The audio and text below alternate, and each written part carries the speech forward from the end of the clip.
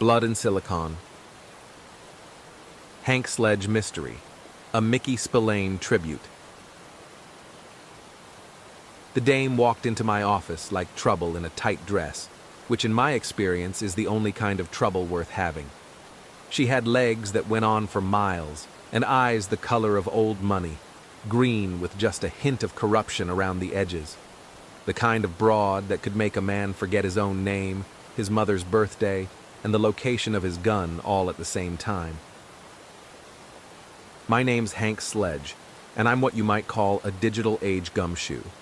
While other private investigators are still pounding pavement and tailing cheating husbands through seedy motels, I'm tracking down stolen cryptocurrencies, corporate espionage through hacked servers, and blackmail schemes that live in the cloud. The world's gone cyber, but the motives stay the same: greed, lust, revenge, and the occasional honest mistake that gets someone killed. Mr. Sledge? Her voice had that smoky quality that suggested expensive cigarettes and cheaper thrills. I need your help. I leaned back in my chair and studied her. Designer clothes that cost more than most people make in a month, but she wore them like armor. Manicured nails drumming nervously on her purse. Classic signs of money and trouble in equal measure. That's what the sign on the door says? Have a seat, Miss Blackwood. Victoria Blackwood. She crossed those $1,000,000 legs and fixed me with a stare that could have melted the polar ice caps. My husband is missing. Missing how? As in he went out for cigarettes and never came back? Or missing as in you found his car at the bottom of the Hudson? She flinched at that last part, which told me more than any answer would have. He's been gone for 3 days. The police won't take it seriously because... She paused, choosing her words carefully. Because of certain aspects of our relationship. Such as... We're separated. Have been for 6 months. But Richard would never just disappear without telling me. He's methodical about everything. I grabbed a legal pad and a pen. Old habits die hard, even in the digital age. Tell me about Richard. Richard Blackwood. He's 42, runs a tech consulting firm called Nexus Solutions. They specialize in cybersecurity for financial institutions. She opened her purse and pulled out a photograph. Richard Blackwood looked like the kind of guy who counted his calories and never jaywalked. Thin, pale, with the soft look of a man who spent his days behind a computer screen. Any enemies? Business rivals? Angry clients? Richard was paranoid about security. He said the cybersecurity business was full of sharks, that everyone was trying to steal everyone else's client lists and proprietary software. She shifted in her chair. But he never mentioned any specific threats. What about your separation? How messy was it? Her composure cracked just a little. We weren't fighting over money, if that's what you're getting at. We just grew apart. He became obsessed with his work, spending 18-hour days at the office. I felt like I was married to a ghost. But you still care about him. Of course I do. Whatever problems we had, I don't want him hurt.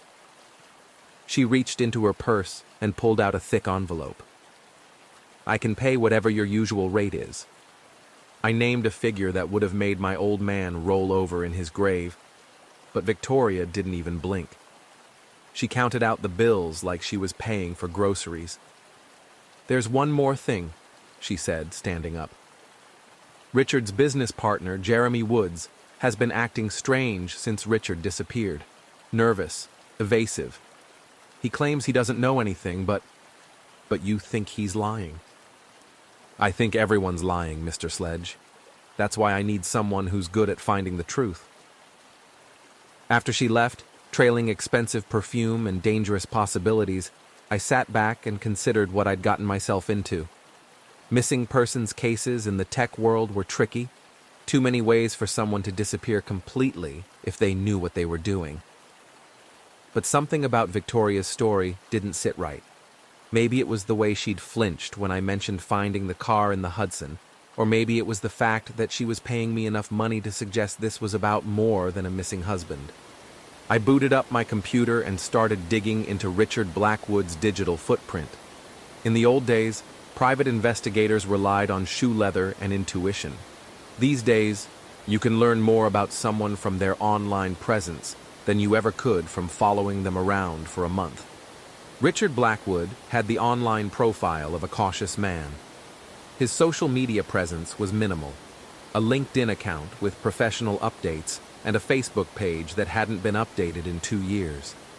His company website was slick but generic, full of corporate speak about cutting-edge solutions and proactive threat management. But it was his financial records that got interesting. 3 large deposits in the past month, each for $50,000, all from shell companies that traced back to offshore accounts.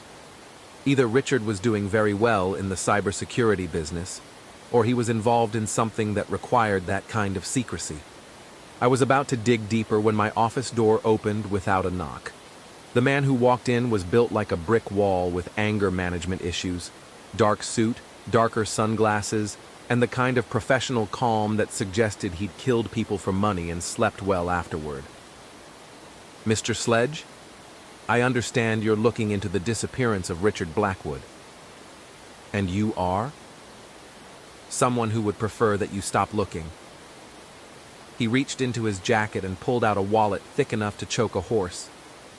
I'm prepared to compensate you for your time and inconvenience. I leaned back in my chair and smiled. Funny thing about compensation, I've already been paid, and I'm the kind of guy who likes to finish what he starts. The smile he gave me back was colder than a banker's heart. I was hoping you'd be reasonable. Reason's overrated, so is anonymous intimidation. If you want me to back off a case, at least have the courtesy to tell me who's asking. He stood up and adjusted his jacket. Consider this a friendly warning, Mr. Sledge. There won't be another one. After he left, I locked the office door and pulled out the .45 I keep in my desk drawer. Friendly warnings from men in expensive suits usually meant someone was about to get very unfriendly very quickly. But first, I needed to pay a visit to Jeremy Woods. Nexus Solutions occupied the 15th floor of a gleaming office tower in the financial district, the kind of building where everyone wore $1,000 suits and talked in millions. I took the elevator up and walked into a reception area that looked like it had been designed by someone who thought chrome and black leather were the height of sophistication. The receptionist was a young blonde who looked like she'd stepped out of a fashion magazine and gotten lost on her way to a photo shoot. Can I help you? I'm here to see Jeremy Woods. Tell him it's about Richard Blackwood. Her smile faltered slightly. Do you have an appointment? Tell him Hank Sledge would like a few minutes of his time. I think he'll see me. She made a phone call, spoke in hushed tones, then hung up. Mr. Woods will see you now. Down the hall, last office on the right. Jeremy Woods's office was a study in controlled chaos. 3 computer monitors dominated his desk, displaying scrolling code and network diagrams. Stacks of technical manuals competed for space with empty coffee cups and what looked like a week's worth of takeout containers. Woods himself was a slight man in his 30s, with the pale complexion and slightly manic energy of someone who lived on caffeine and deadline pressure. He looked up as I entered, and I could see the nervousness Victoria had mentioned. Mr. Sledge? I'm not sure how I can help you.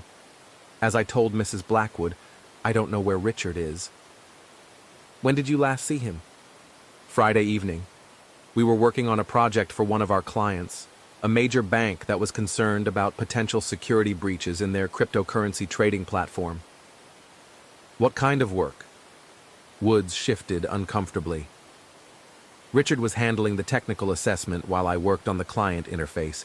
It's fairly routine stuff, penetration testing, vulnerability analysis, that sort of thing. Anything unusual about this particular job?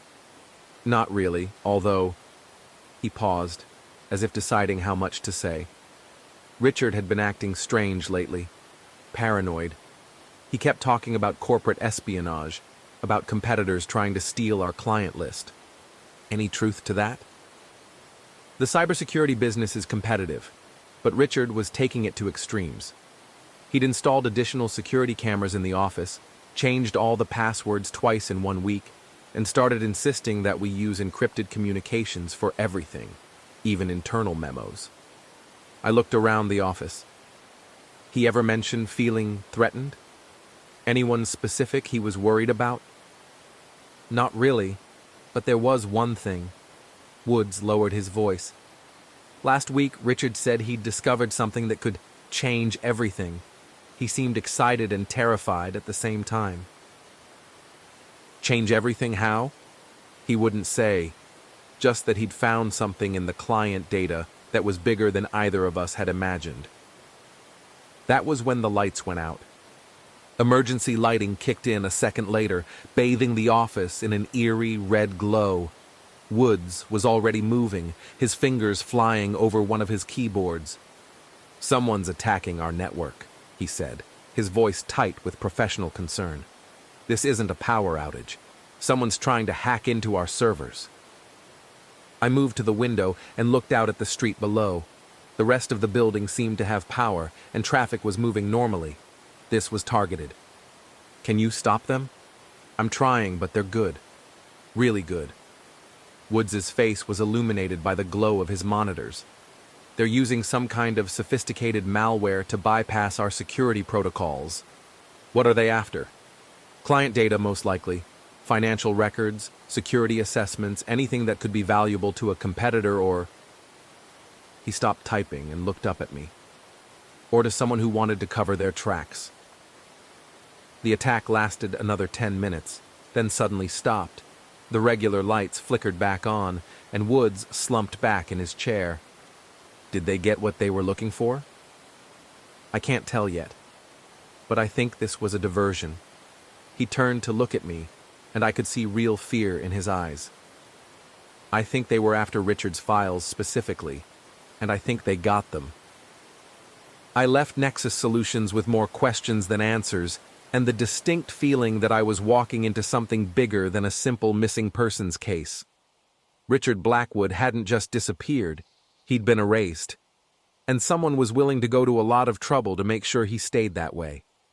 Back at my office, I found another surprise waiting for me.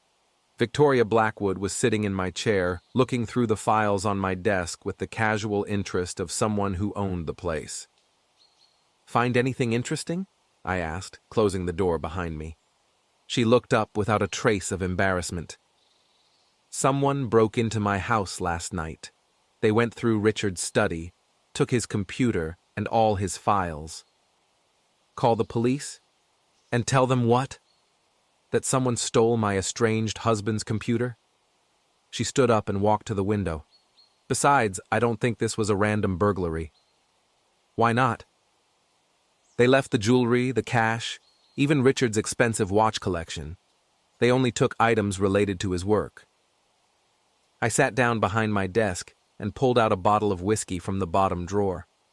It was only 3 in the afternoon, but it had been that kind of day. "Want a drink?" "Please." I poured 2 glasses and handed her one. "Tell me about the bank job." "What bank job?" "The client your husband was working with, the one with the cryptocurrency trading platform." She frowned. "I don't know anything about Richard's current clients. He never discussed work with me." "Not even when you were living together?" "Especially not then. Richard was obsessive about client confidentiality. He said the cybersecurity business was built on trust, and that one breach of client confidence could destroy everything he'd built." I studied her face, looking for tells. Either Victoria Blackwood was the world's best actress, or she genuinely didn't know what her husband had been working on. But there was something else there, a carefully controlled tension that suggested she was holding back information. "There's something you're not telling me." She took a sip of whiskey and set the glass down carefully. "Richard called me 2 nights before he disappeared. He sounded excited, almost manic. He said he'd found something that would make us rich beyond our wildest dreams." What kind of something? He wouldn't say over the phone, but he wanted to meet, to show me what he'd discovered. I told him I needed time to think about it. And I never heard from him again. She looked out the window at the city lights beginning to flicker on. I keep wondering if things would have been different if I'd agreed to meet him that night. The whiskey was starting to warm my blood, but it wasn't doing anything for the cold feeling in my gut. Richard Blackwood had discovered something worth killing for, and his wife was either innocent or playing a game that was way above my pay grade.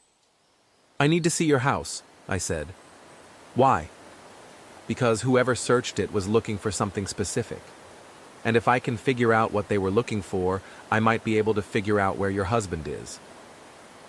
The Blackwood house was in an exclusive suburb 40 minutes outside the city, the kind of neighborhood where the lawns were always perfect and the neighbors minded their own business. It was a large colonial with enough security cameras to film a movie and a gate that probably cost more than most people's cars. Victoria led me through rooms that looked like they'd been decorated by someone with unlimited budget and no imagination. Everything was expensive and coordinated, but it felt as lived-in as a museum display. "Richard's study is upstairs," she said, leading me up a curved staircase that belonged in a mansion. The study told a different story than the rest of the house. This was where Richard Blackwood had actually lived, surrounded by computer equipment, technical manuals, and the organized chaos of someone who worked 18-hour days. Or it had been, before someone had torn it apart looking for something. Desk drawers had been pulled out and emptied, bookshelves cleared, and every piece of electronic equipment removed. Whoever had done this had been thorough and professional. "They took everything," Victoria said, surveying the damage. His computers, his backup drives, even his old college textbooks. I walked around the room, looking for anything the searchers might have missed. That's when I noticed the small safe built into the wall behind where Richard's desk had been. It was open and empty, but something about it bothered me. "How long has that safe been there?" "Richard had it installed about 6 months ago, right around the time we separated. He said he needed somewhere secure to keep important documents." I knelt down and examined the safe more closely. It was a high-end model with both digital and biometric locks, the kind of thing that would take a professional safecracker hours to open. But there were no signs of forced entry, no drill marks or explosives residue. "Whoever opened this knew the combination," I said. "That's impossible. Richard never told anyone the combination, not even me." "Or they had Richard open it for them." The implications of that hung in the air like smoke from a gun barrel. If Richard had opened the safe himself, it meant he'd been here after his disappearance. And if he'd been here, why hadn't he contacted his wife? We were interrupted by the sound of breaking glass from downstairs. Victoria grabbed my arm, her fingernails digging into my jacket. "What was that?" I pulled out my .45 and motioned for her to stay quiet. "Someone just came through your front door. Is there another way out of here?" She nodded and pointed toward a back staircase. "Through the Kitwoods." We made it halfway down the stairs before I heard footsteps moving through the house below us. Professional footsteps, measured, careful, and getting closer. I pushed Victoria toward the Kitwoods' door and whispered, "Get to your car and drive. Don't stop until you reach a police station." "What about you?" "I'm going to have a conversation with our visitors." She disappeared through the Kitwoods' door, and I positioned myself at the bottom of the back stairs. The footsteps were in the front hallway now, moving toward the main staircase. At least 2 men, possibly 3. I waited until I heard them start up the front stairs, then moved quickly through the ground floor toward the front of the house. If these were the same people who'd searched Richard's study, they weren't expecting resistance.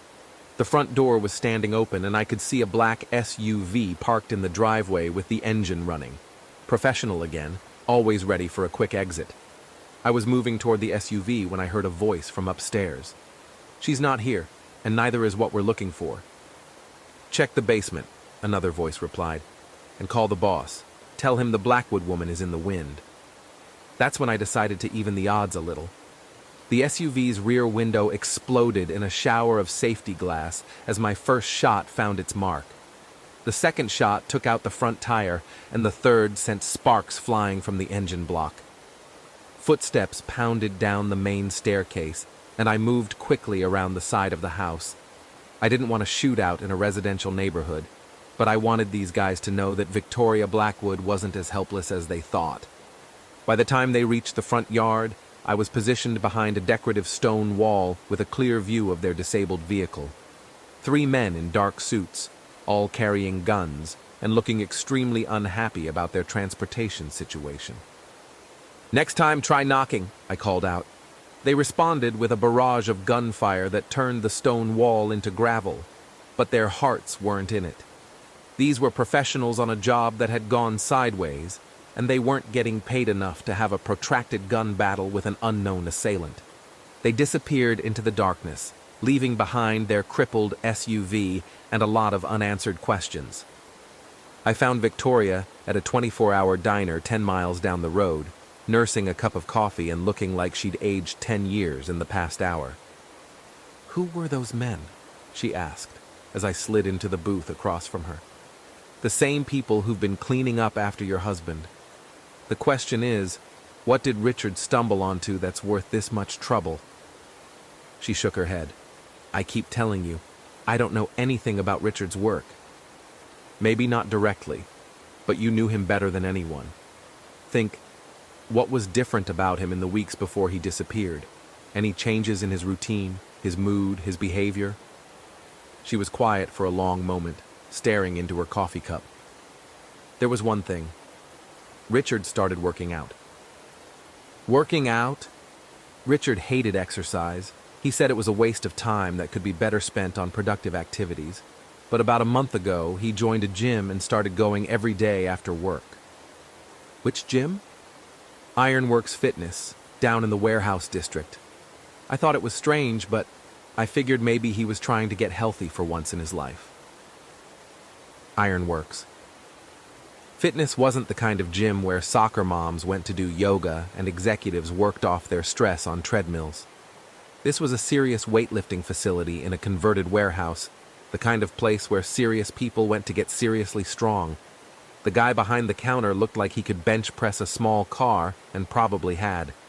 Shaved head, arms covered in tattoos, and the kind of muscle definition that came from years of dedicated lifting. "Help you?" I showed him Richard's photo. "I'm looking for information about this man, Richard Blackwood. I understand he was a member here." "You a cop?" "Private investigator. Richard's been missing for several days, and his wife is worried."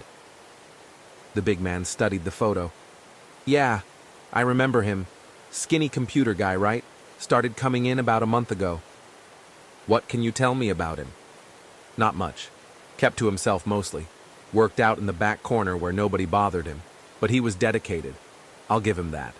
Here every day at the same time. Working the same routine." "Ever see him talking to anyone?" "Not really, although—" He paused, thinking. "There was this one guy he seemed to know. Big guy. Looked like he could handle himself in a fight. They'd have these quiet conversations by the water cooler." "What did this other guy look like?" 6'2", maybe 6'3", built like a linebacker, dark hair, expensive clothes, not the usual clientele we get in here." "Ever catch a name?" "Nah, but he paid cash for a membership and used a fake ID. I could tell because I've seen enough real ones to spot a forgery." I thanked him and left, but I had the feeling I was missing something important. Richard Blackwood, the paranoid cybersecurity expert, had been meeting secretly with someone at a gym in the warehouse district. Someone who used fake identification and paid cash. That evening, back at my office, I spread out everything I knew about the case on my desk and tried to make sense of it all.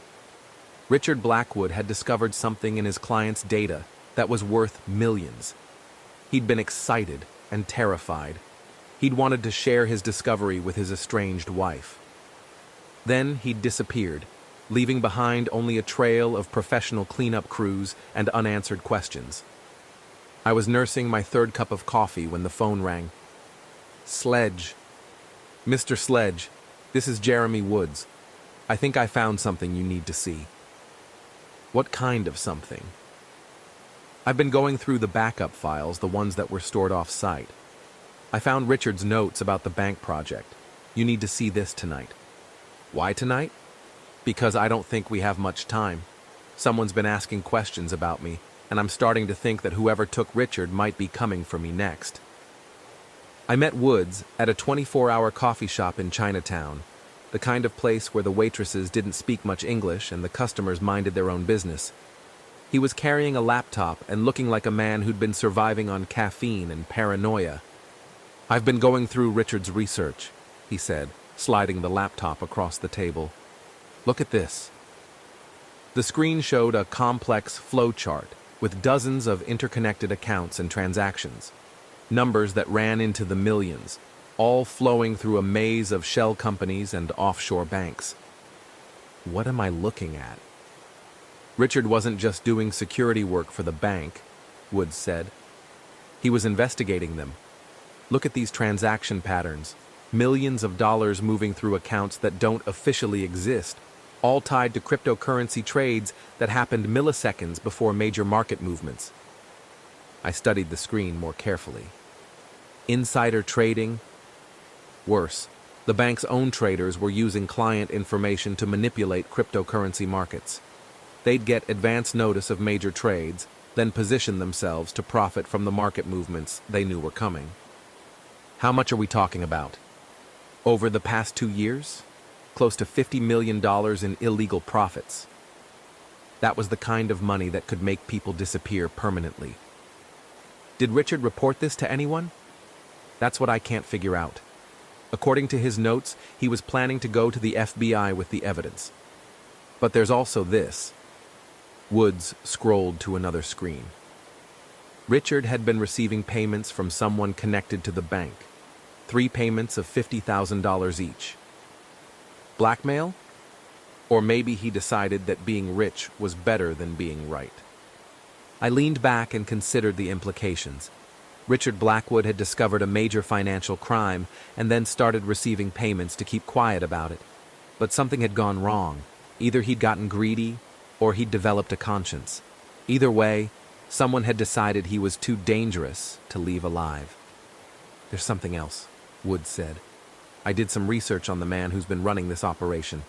His name is Vincent Torino, and he's got connections to organized crime going back 20 years. Vincent Torino. I'd heard that name before, usually in connection with money laundering and people who asked too many questions ending up in the East River. Where's Torino now? That's the problem. According to my sources, he's been laying low for the past week, ever since Richard disappeared. We were interrupted by the sound of screeching tires outside.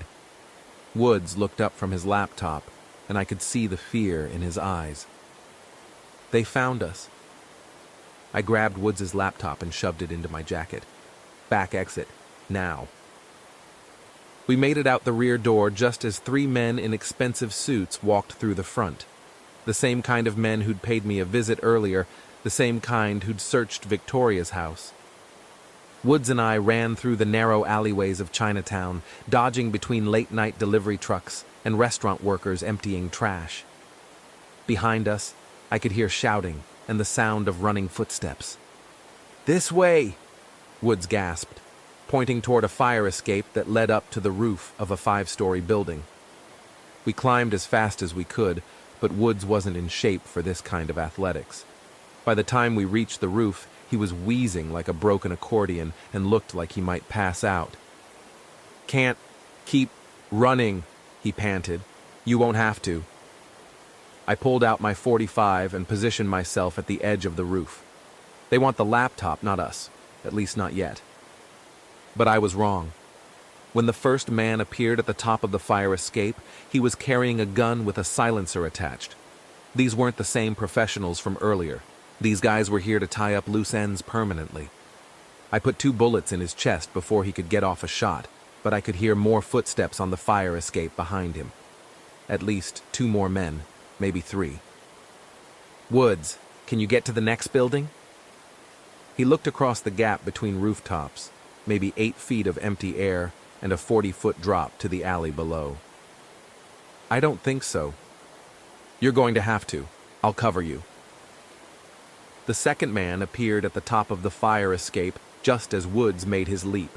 He made it across, but barely, landing hard on the adjacent roof and rolling to absorb the impact.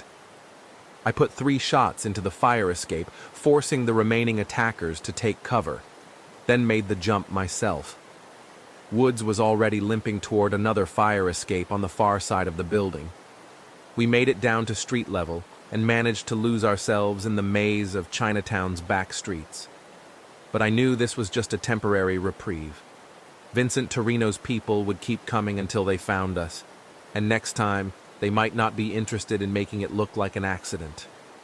I stashed Woods in a safe house I kept for situations like this, a 1-bedroom apartment in Queens that wasn't connected to my name or business. Then I went back to my office to plan my next move. But when I got there, I found Victoria Blackwood waiting for me again. This time, she wasn't alone.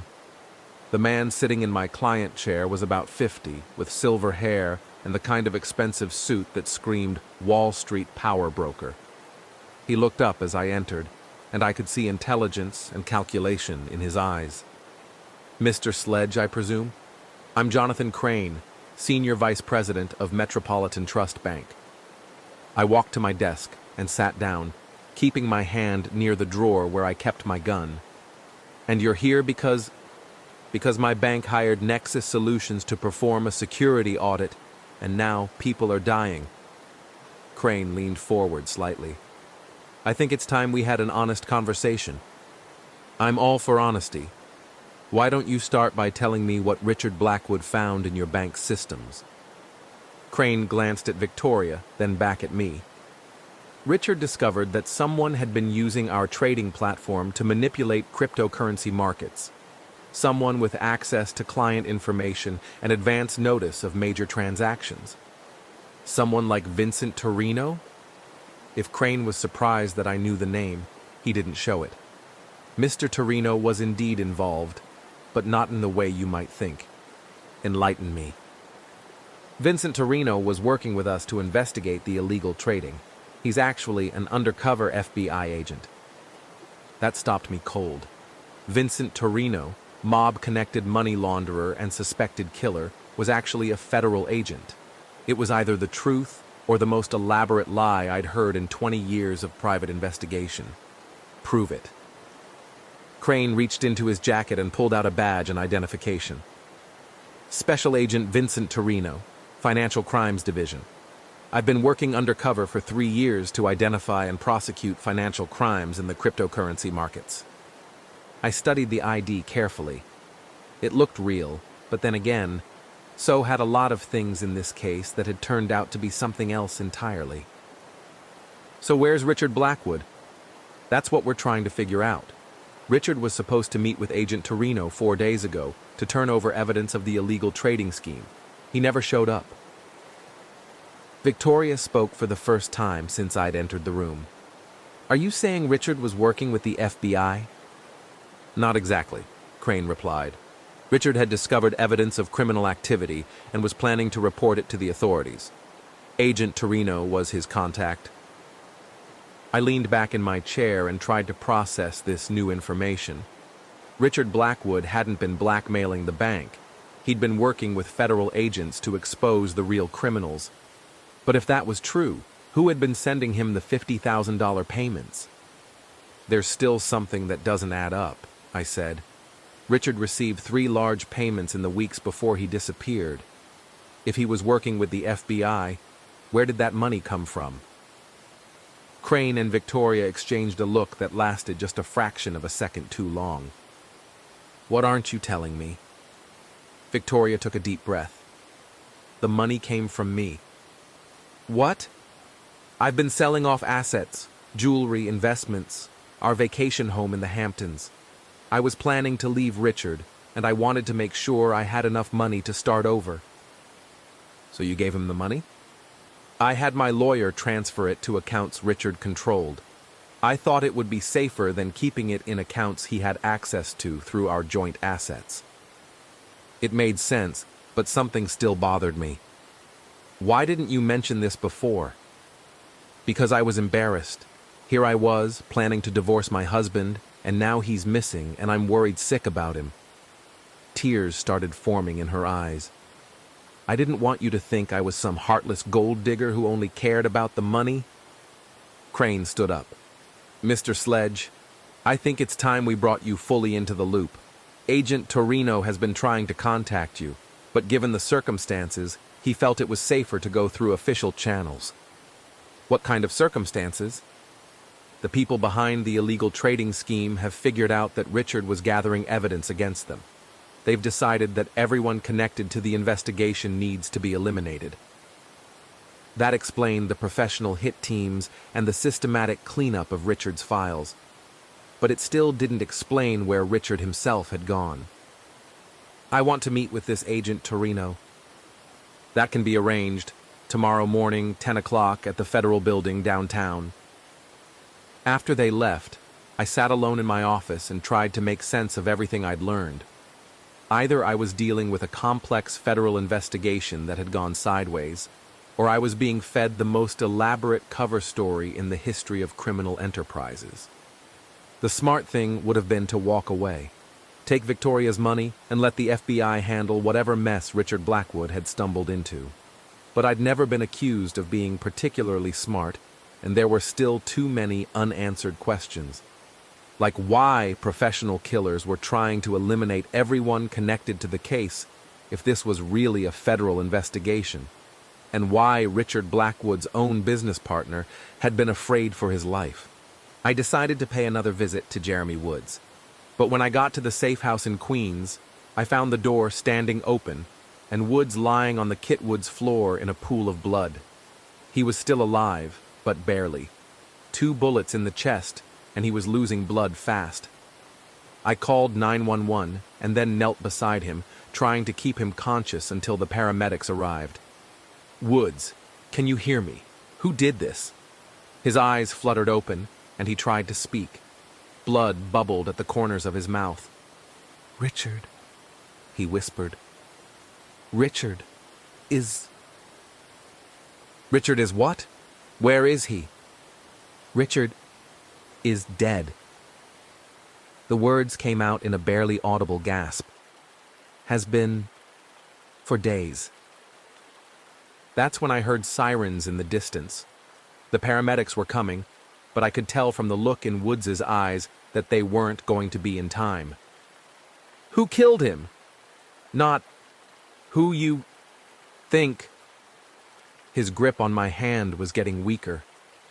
The woman, Victoria, she's not.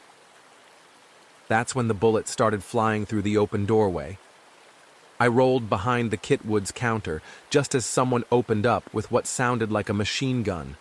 Plaster and wood fragments exploded around me as bullets tore through the walls. Jeremy Woods's body jerked twice more as additional rounds found their mark, but he was already beyond feeling anything. I crawled toward the back bedroom, hoping to find another way out, but the shooting stopped as suddenly as it had started. Footsteps moved through the apartment, professional and unhurried. Mr. Sledge? The voice was familiar, the same man who'd visited my office earlier with the briefcase full of money. I know you're in here. We need to talk.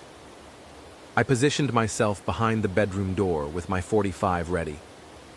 We're talking now. Jeremy Woods was going to tell you something that would have complicated matters considerably. Something about the true nature of this investigation. Such as the fact that there is no investigation. Richard Blackwood discovered something, all right, but it wasn't financial crimes at Metropolitan Trust Bank. I could hear him moving closer to the bedroom door. Professional footsteps, but he was talking, which meant he wanted something more than my death, at least for now. What did he discover? Richard Blackwood was a very paranoid man, Mr. Sledge. Paranoid enough to install hidden cameras in his own office. paranoid enough to record every meeting, every phone call, every conversation. So when his wife started having an affair with his business partner, he recorded that too. Hours of video, explicit photographs, financial records showing how they were planning to steal his business and leave him with nothing. The pieces started falling into place like tumbling dominoes. Victoria's nervousness, her careful questions about what I'd discovered, her convenient appearances at my office, Jeremy Woods' fear, his knowledge of Richard's schedule and habits. You're saying Victoria and Woods killed Richard? I'm saying Jeremy Woods was already dead when you found him tonight. Has been for 2 hours. The blood was still wet because we kept the body on ice. That stopped me cold. If Woods had been dead for 2 hours, then who had I been talking to at the coffee shop in Chinatown? Who had given me the laptop with the financial data? You set me up. We gave you exactly what you needed to believe the story we wanted you to believe. The cryptocurrency scheme, the FBI investigation, even the identity of Vincent Torino, all of it carefully crafted to keep you from asking the right questions. Which were, why would a paranoid cybersecurity expert meet his killer at a gym where he'd been establishing a routine for weeks? Why would he open his home safe for strangers? And why would his loving wife wait 3 days to report him missing? I heard sirens again, getting closer. But this time I wasn't sure if they were coming to help or to clean up another mess. The answer is simple, Mr. Sledge. Richard Blackwood arranged to meet his wife at the gym because he trusted her. He opened his safe because she knew the combination. It was their wedding anniversary. And she waited 3 days to report him missing because she needed time to establish an alibi and clean up the loose ends. Then who the hell are you? Someone who was hired to make sure the loose ends stayed clean.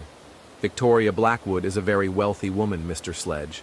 Wealthy enough to afford the kind of professional assistance that makes problems disappear permanently. I could see his shadow under the bedroom door now. He was right outside, probably with his gun drawn and ready to finish this conversation permanently. There's just one problem with your story, I said. What's that? If Victoria hired you to clean up after Richard's murder, why is she paying me to investigate his disappearance? Because the best way to control an investigation is to hire the investigator. She's been watching every move you've made, steering you toward the conclusions she wanted you to reach. That's when I heard the fire escape window slide open behind me. I spun around to see Victoria Blackwood climbing through the window, but she didn't look like the grieving wife who'd been sitting in my office anymore. Her hair was pulled back, she was dressed in black, and she was holding a gun with the casual competence of someone who knew how to use it. Hello, Hank. I was hoping it wouldn't come to this. Funny, I was hoping the same thing. She kept the gun trained on me while she moved away from the window. You were supposed to be a simple private investigator looking for a missing husband, but you kept digging, kept asking questions, kept getting closer to the truth. Which is that I killed my husband for his money and his business, that I've been planning it for months, setting up the alibis and the cover stories and the convenient explanations for everything you might discover. And Jeremy Woods? Jeremy was weak. He was useful for providing technical expertise and computer access, but he started getting nervous after Richard died, started talking about going to the police. I could hear movement in the front room. The man with the briefcase was positioning himself to prevent any escape through the front door. I was trapped between two professional killers with nowhere to run. You know what the funny thing is? Victoria continued. If you'd taken the money that first day and just gone through the motions, filed a report saying you couldn't find any trace of Richard, none of this would have been necessary. But I didn't. No, you didn't.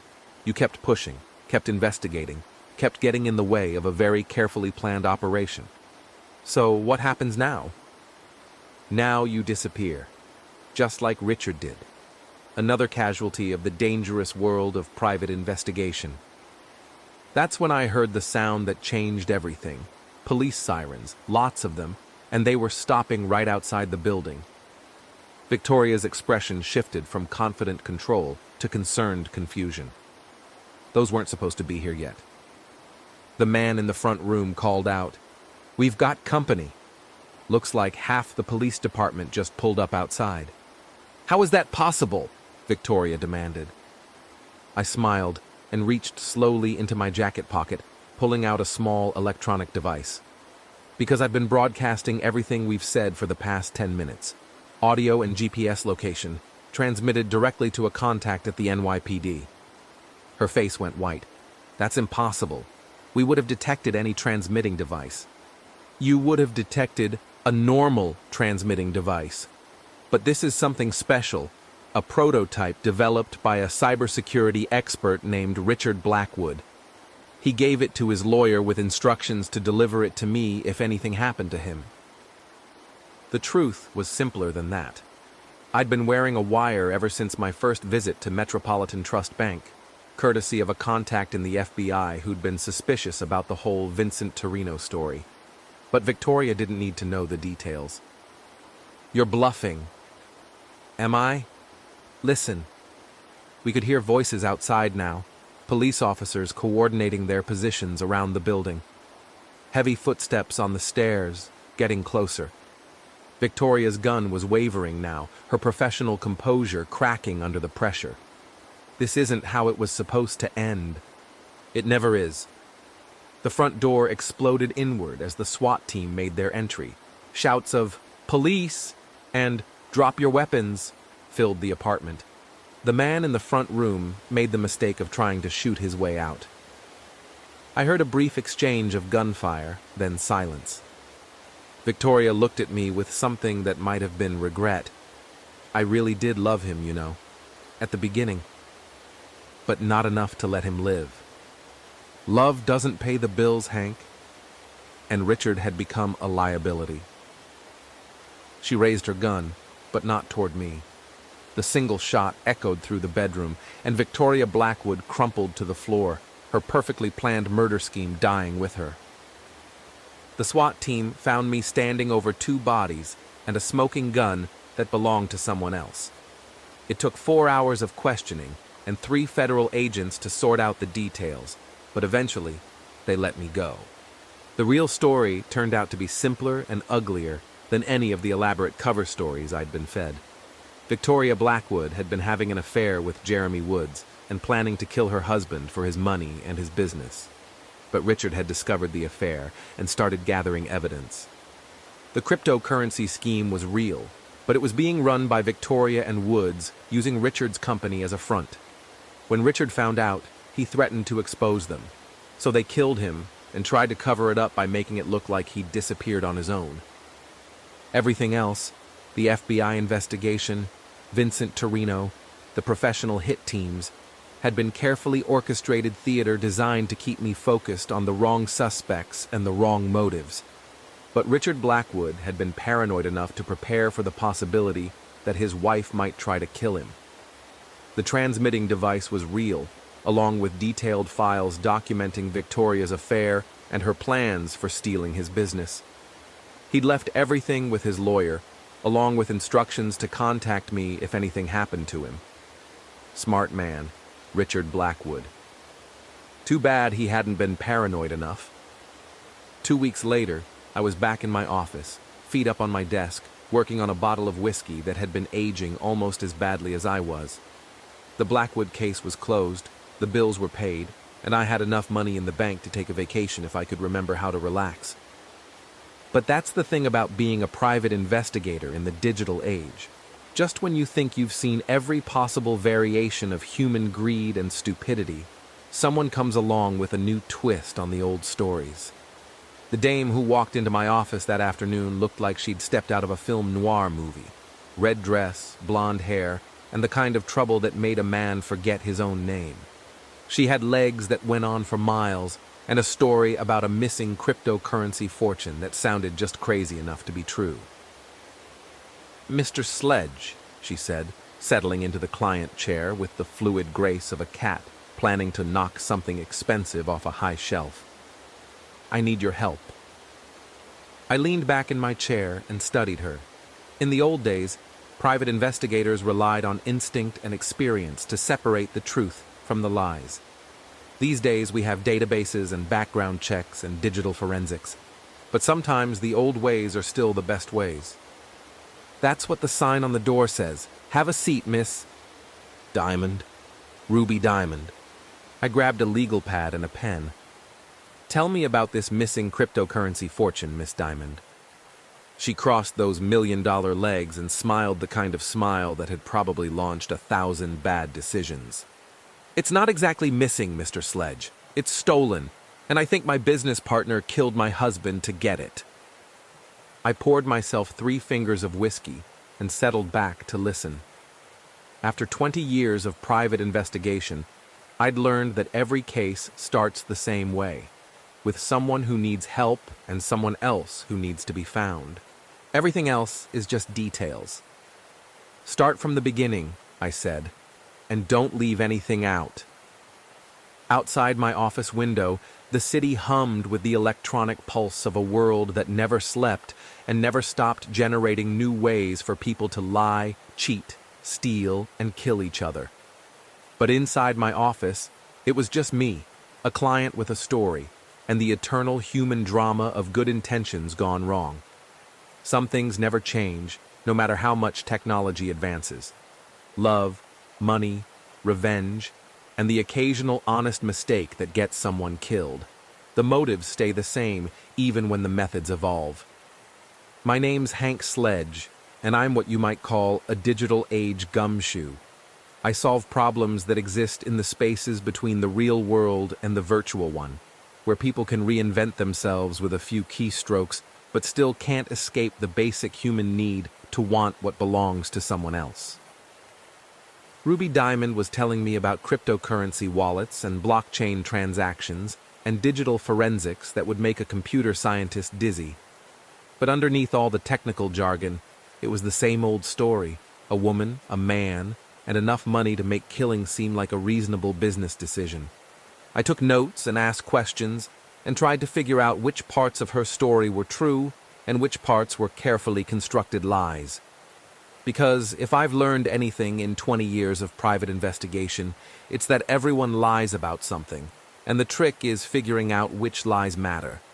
By the time Ruby Diamond left my office, trailing expensive perfume and dangerous possibilities, I was already planning my next move. But first, I finished my whiskey and considered the fundamental truth that every private investigator learns eventually. In a world full of lies, the truth is just another commodity to be bought, sold, or stolen by whoever wants it most. And sometimes, if you're very lucky and very careful, you might even live long enough to find it. Welcome to the Deep Dive, your shortcut to being well-informed. Today we're diving into, well, it's a classic mystery, really, but it's got this very modern digital layer to it. Yeah, it's a case that twists and turns, believe me. We've got a whole stack here: notes, articles, observations from a pretty intense investigation. So our mission today, we're going to unpack this whole tangled thing, pull out the really key pieces of info, get through the misdirection, and hopefully find the truth underneath it all. Okay, let's get into it. So our main guy, the central figure, is this private investigator, Hank Sledge. He calls himself a digital age gumshoe, tracking stolen crypto, corporate spying through hacked servers, blackmail schemes hidden in the cloud. But he also says, despite all the tech, the basic reasons why people do these things, they don't change. It's always greed, lust, revenge. It's the same old story, just with new tools. Exactly. So the case kicks off when a client walks in, Victoria Blackwood, and Sledge's description is pure noir. Trouble in a tight dress, legs that went on for miles, eyes like old money green with just a hint of corruption. Classic. Sets the mood right away. She wants him to find her estranged husband, Richard Blackwood. He's 42, runs a cybersecurity firm, Nexus Solutions. Okay, Nexus Solutions. Cybersecurity for financial institutions, right? Including crypto platforms. That's the one. So right off the bat, you've got high stakes, finance, crypto, lots of money involved, lots of secrets probably, and Richard was apparently paranoid, thought the business was full of sharks. Yeah, that definitely suggests some tension simmering below the surface, doesn't it? For sure. In that world, paranoia isn't always just paranoia. Sometimes it's just seeing clearly. So Hank does his initial digital sweep on Richard, finds he's cautious, not much social media, but then something interesting pops up financially. Let me guess. Something that doesn't quite add up. You got it. 3 large deposits, $50,000 each, just in the last month. Okay, 50 grand is noticeable. Where from? Offshore shell companies. Oh, well, that's a classic red flag, isn't it? Offshore shells. I mean, they can be legit, but they're often used to hide where money's coming from, right? For laundering, tax evasion, that kind of thing. Precisely. So why would a cybersecurity expert, someone who should be, super careful about his own financial trails, be getting these kinds of payments? Good question. It definitely makes this more than just a standard missing person case. Something complex is going on. And then, almost immediately, things get physical. This huge guy, a real brick wall of a man, just walks into Hank's office. No knock. Seriously, just barges in. Yep. Offers Hank cash to drop the case. Gives him a friendly warning. Wow. Okay, so someone powerful definitely doesn't want Richard found. And they're not just sticking to digital threats. It's an interesting mix, isn't it? The digital gumshoe facing old school muscle. It really is. It shows that even in these tech-heavy cases, the real-world consequences of physical threats, they're still very much in play. It's just another data point for Hank, I suppose. A dangerous one. So Hank keeps digging. He goes to Nexus Solutions, talks to Richard's business partner, Jeremy Woods. Woods is described as this slight man with manic energy. He confirms Richard was super paranoid lately. Paranoid how? Like installing extra cameras everywhere, changing passwords constantly, really seemed on edge. But here's where it gets really interesting. Woods tells Hank that just before he vanished, Richard said he'd found something huge. Huge how? Something that could, quote, change everything. Something bigger than either of us had imagined. Found it buried in some client data. Whoa. Okay. And the timing on this? It's critical. Because right after Woods tells Hank this, like almost immediately, Don't tell me. Nexus gets hit by a cyber attack. Yeah. A big one. No way. Well, Hank's there. Well, right around that time, Woods describes it as really sophisticated malware. Got past all their security protocols. So definitely not random, targeted. They were after something specific. Sounds like it. Woods thinks they were going for Richard's files directly, which suggests whatever Richard found. Yeah. It was a direct threat to someone very capable, right? Absolutely. An advanced persistent threat, maybe? State actors, organized crime. This just jumped several levels. It's not just missing persons anymore. It could be like corporate espionage on a massive scale, or worse. And the plot keeps twisting. Victoria Blackwood's place gets burglarized. Okay, makes sense. They're looking for his stuff there, too. But listen to this. They only took Richard's work stuff. His computer, backup drives, notebooks. They even took old textbooks. But they left jewelry, cash, other valuables completely untouched. That is specific. Very targeted. So it reinforces the idea they're after information, not just random theft. Right. And then Victoria admits something else. She says Richard called her a couple of nights before he disappeared. Sounded really excited, almost manic. About what? Said he'd found something that would make us rich beyond our wildest dreams. Rich beyond wildest dreams. Connected to the work files they stole. Okay, so it poised towards a discovery with huge financial value. Dangerous value, clearly. But, could it also be misdirection? Like you said, maybe the specificity is meant to make Hank think it's purely corporate, when maybe it's something else. That's a really sharp point. Leaving the valuables makes it look like it's only about the data. Could be a way to steer the investigation away from, say, a personal motive. Very clever, if so. Adding to the puzzle, Hank checks Richard's study. Finds a hidden safe, high security model. Forced open. Nope. Open and empty. No signs of forced entry at all. So Richard opened it himself. Or someone he trusted had the combination. Someone who knew him well. Which raises the question. Was Richard back there after he supposedly disappeared? Or did someone else access it? Yeah, that complicates the timeline significantly. Okay, things are getting intense. They escalate fast. Hank's back at Victoria's place, maybe looking for more clues, when suddenly breaking glass. It's a full-on home invasion. Seriously. More people. Yeah, and these guys are pros, Hank realizes. They're not thieves. They're here to clean up. Permanently. Oh, man. So they're trying to silence Victoria now, too. Or maybe grab anything missed. Seems like it. Hank manages to help her escape. There's gunfire exchanged. He actually disables their getaway car, shoots out a tire, hits the engine block. Pretty dramatic. Okay, this is definitely not just a missing person case anymore. This is active erasure. Someone is systematically trying to wipe out every trace of Richard and whatever he knew. It's chilling, actually, the lengths they're going to. So, trying to figure out Richard's last moves, Victoria mentioned something odd.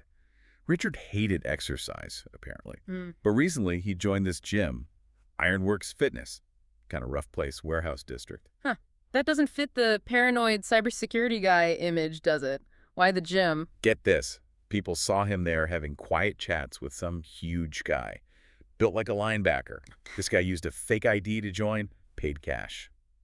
Very clandestine. Okay, so Richard wasn't just paranoid. He was actively meeting someone off the grid, a secret contact, maybe related to the offshore money, or something else entirely. Adds another layer, right? Yeah.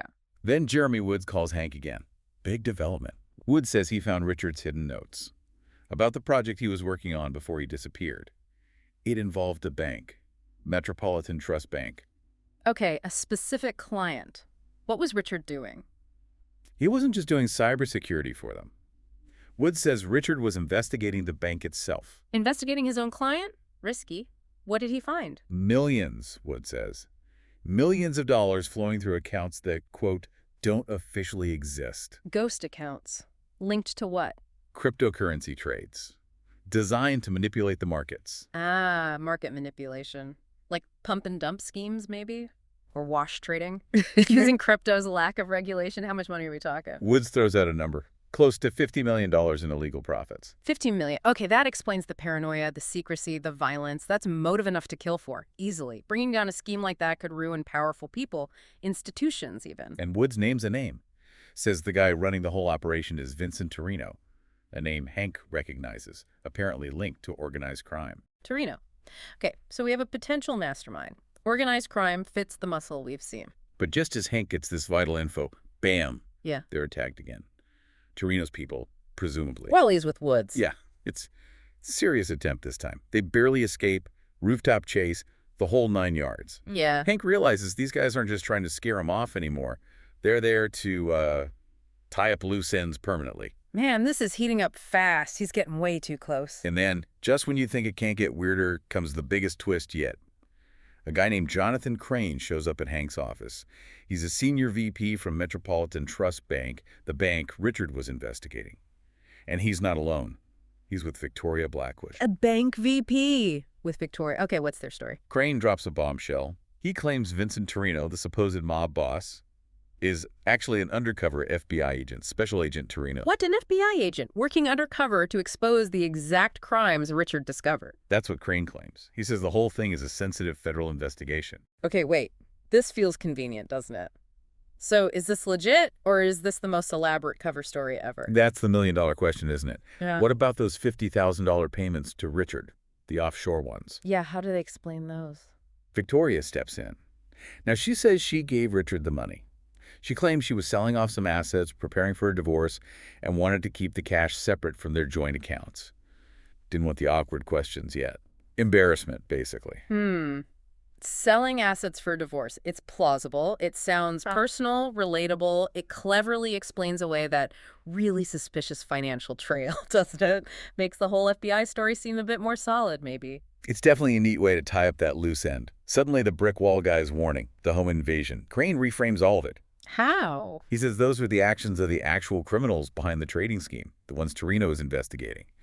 They found out about Richard snooping, maybe suspected the FBI link, and now they want everyone connected eliminated. Hank, Victoria, maybe even Agent Torino himself. So Richard stumbled into a huge FBI sting, got targeted by the criminals, and Victoria's payments were just unfortunate timing related to a divorce. It almost sounds too clean, but it does fit all the pieces together, kind of. It does. It presents a coherent, if deeply unsettling, picture. But then, it all just shatters. Hank gets a tip, finds Jeremy Woods. He's been attacked again. This time he's barely conscious, dying. Oh, no. What does he say? His last words, absolutely chilling. He gasps out, "Richard." Oh, he is dead. Okay, we suspected that, but... Has been for days. Then he whispers something that changes everything. Not who you think. Not who you think. Meaning... Victoria? She's not, and then he's gone. Victoria, she's not who Hank thinks. Oh my God, the whole fizz, the FBI story, the concerned wife, it was all a performance. That's the implication. That's the aha moment, right? Yeah. The whole meticulously built narrative just collapses. The fake agent, the complex financial crime plot. Wood's words suggest it was all misdirection to stop Hank asking the real questions. The betrayal. If Victoria was involved, then the people Hank thought he was helping, or the people presented as victims, They were the killers all along. Wow, that flips everything. Every single detail needs reevaluating now. And confirmation comes crashing down. The brick wall guy reappears. Maybe Hank tracks him down. Maybe the guy finds him. Does he spill? He lays it all out, flatly tells Hank there is no investigation, no FBI agent, nothing. So why was Richard killed? What was the real reason? Richard found out Victoria was having an affair with Jeremy Woods. With Woods, his own business partner. Yep, and not just an affair.